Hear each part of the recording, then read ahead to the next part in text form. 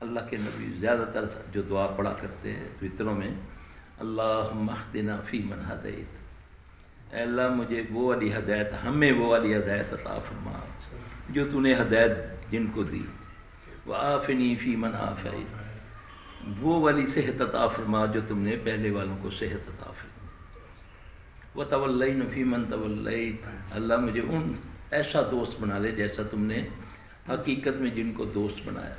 اعوذ باللہ من الشیطان الرجیم، بسم اللہ الرحمن الرحیم۔ وَإِن يَمْسَسْكَ اللَّهُ بِضُرٍّ فَلَا كَاشِفَ لَهُ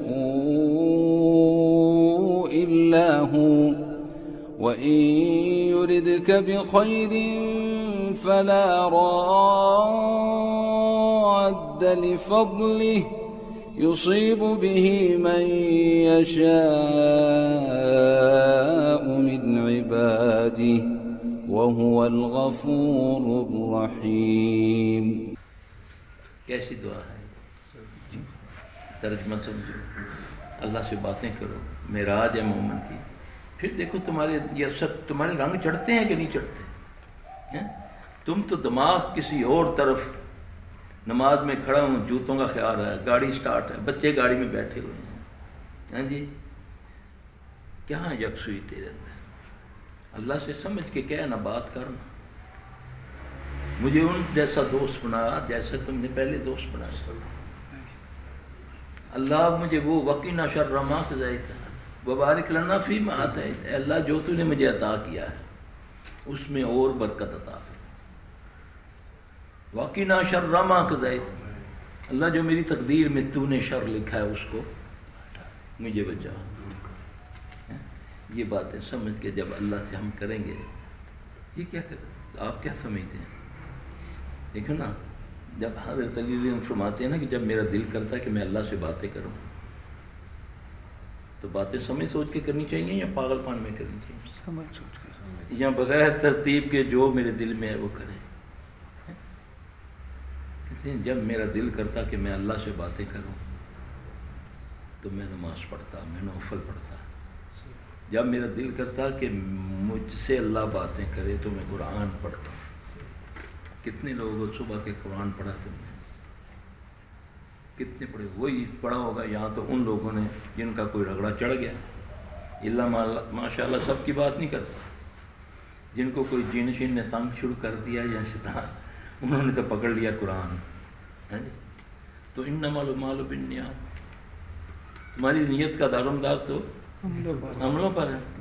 اب میں تو اللہ کی طرف اس وقت آیا ہوں جب رگڑا چڑھ گیا میرا، جب کسی پر کوئی جادو ہو گیا یا ویسے ہی جن چمڑ گیا، ویسے کچھ صحت کے بارے میں، کوئی اولاد کے بارے میں، کوئی تعلیم کے بارے میں، اللہ کے لیے کون آیا اللہ کی طرف؟ اللہ کو راضی کرنے کے لیے کون آتا ہے کہ جس سے میرا اللہ راضی ہو جائے؟ ایک چونٹی کو پانی سے نکالو نا، ایک چونٹی کو، اس نیت سے کہ میرا اللہ مجھ سے راضی ہو جائے، اللہ کی قسم اس عمل کو وسیلہ بنا کر جو دعا مانگو قبول ہوتی ہے۔ خالص یہ ہونا چاہیے کہ یہ چونٹی یہ کہیں ڈوب نہ جائے، یہ بیچاری تڑپ رہی ہے کافی دیر کی تنکے سے یا کسی چیز سے، میں اس کو اللہ کے لیے، کوئی دیکھنے والا نہیں ہے، اس کو میں نے نکال کے خشکی پہ رکھ دیا۔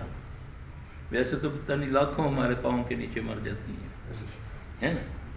کتنا معمولی سا عمل ہے نا یہ، ایسا نیک عمل اللہ کو، اللہ دیکھ رہے نا، کہہ سکتے ہو کہ اللہ تو جانتا ہے کہ فلاں وقت ایک چونٹی ڈوب رہی تھی، میں نے اس کو بچایا۔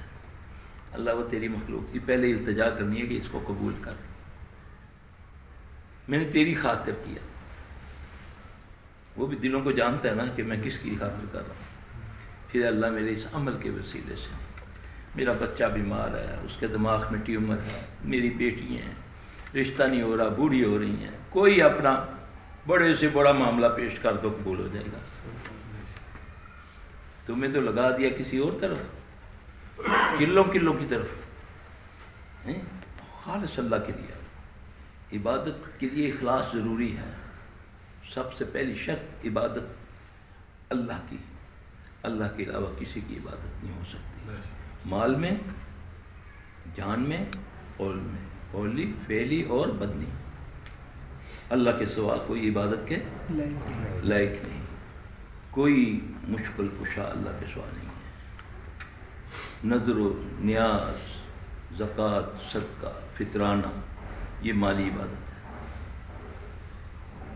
یہ اللہ کے لیے ہے۔ اگر اس میں کسی اور کو شریک کرو برباد ہو گئے، ککھ نہیں ملے گا، وہ شرک میں آئے گا، اس کو سمجھو۔ نبی صلی اللہ علیہ وسلم نے فرمایا ہر نبی کو اللہ نے ایک دعا دی اور فرمایا مانگ لو میں قبول کروں۔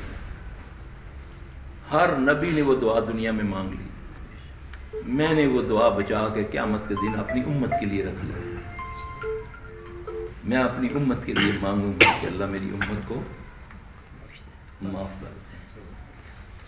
تو اللہ نبی صلی اللہ علیہ وسلم نے فرمایا اللہ سب کو معاف کر دے گا میری امت میں سے، ہاں اگر کسی نے شرک کیا ہوگا تو اس کو نہیں کرے گا۔ وہاں بھی یہ شرط ہے شرک کی۔ شرک کو سمجھو، شرک کیا ہے؟ شرک اللہ کے سوا کوئی عبادت کے لائق نہیں، اللہ کی ذات، اللہ کی صفات میں کسی کو شریک نہ ٹھہرانا۔ اگر وہ زندگی موت کا مالک ہے تو کوئی اور نہیں ہو سکتا،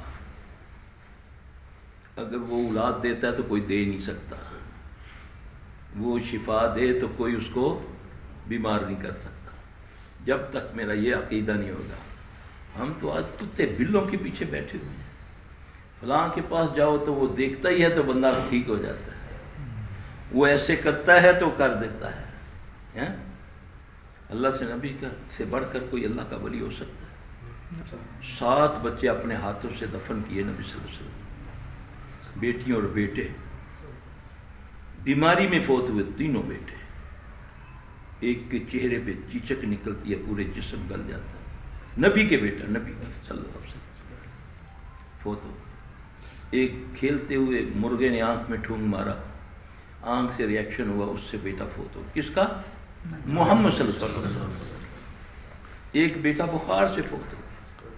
اب یہاں پر کتابیں بھری پڑی ہیں، فلاں پیر نے قبر میں آ کر روح نکال دی، بندہ زندہ ہو گیا، فلاں پیر نے اس کو اسرائیل کو پکڑا، تھپڑ مارا، اس کی آنکھ نکال دی، اس سے روحوں کی تھیلی چھین لی۔ اور ظالموں، اور تم نے اللہ کے قانون کو کیا سمجھ رکھا ہے؟ اور کس سے کہانیوں سے نکلو، اور یا قرآن پڑھو، حدیث پڑھو، تمہیں دین سمجھ آئے، تمہیں اللہ کا تعارف سمجھ آئے، واہ واہ کرتے ہو، جو جہان کا گند گھمنڈوں میں تمہیں ڈال دیا جاتا ہے کہ تم فلاں کے مرید ہو، اس لیے تم جو مرضی کرو، دودھ میں پانی ملاؤ، فراڈ کرو، تم فلاں کے مرید ہو۔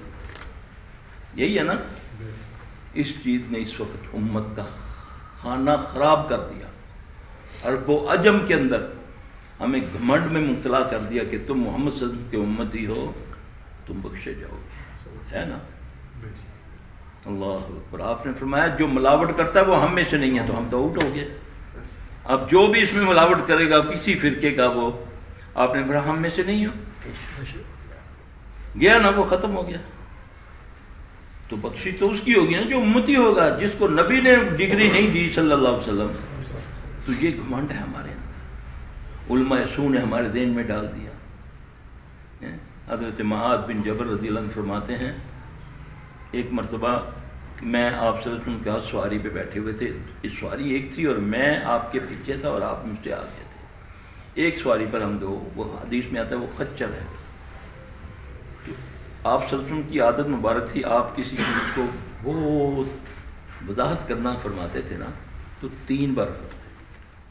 آپ نے فرمایا معاذ، میں نے عرض کی حاضر غلام یا رسول اللہ، والدین میرے قربان ہوں، وہاں پر تم جانتے ہو کہ بندے کا اللہ پر کیا حق ہے؟ غور سے سننا۔ میں نے بولا عرض کی اللہ اور اس کے رسول بہتر جانتے ہیں۔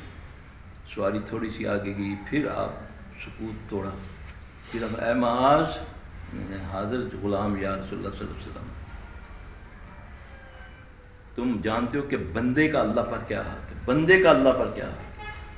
اللہ اور اس کے رسول بہتر جانتے ہیں۔ پھر خاموش، پھر تھوڑی دیر بعد آگے پھر حدیث گئی سواری، پھر آپ نے فرمایا اے معاذ، میں نے عرض کی قربان ہو میرے والدین آپ پر، آپ یا رسول اللہ۔ آپ نے فرمایا تم جانتے ہو کہ بندے کا اللہ پر کیا حق ہے؟ اللہ اس کے رسول بہتر جانتے ہیں صلی اللہ علیہ وسلم. جب نبی کا نام آئے صلی اللہ علیہ وسلم کہتے ہیں ہلا دیا کرو ہون فائدہ ملے گا, نہیں پڑھو گے لعنت پڑے گی. یہ میں بتا دوں, میں نے نہیں کہا, نبی صلی اللہ علیہ وسلم خود فرمایا ہوا. آپ نے فرمایا جس نے لا الہ الا اللہ پڑھ لیا اس پر جنت واجب ہوگی.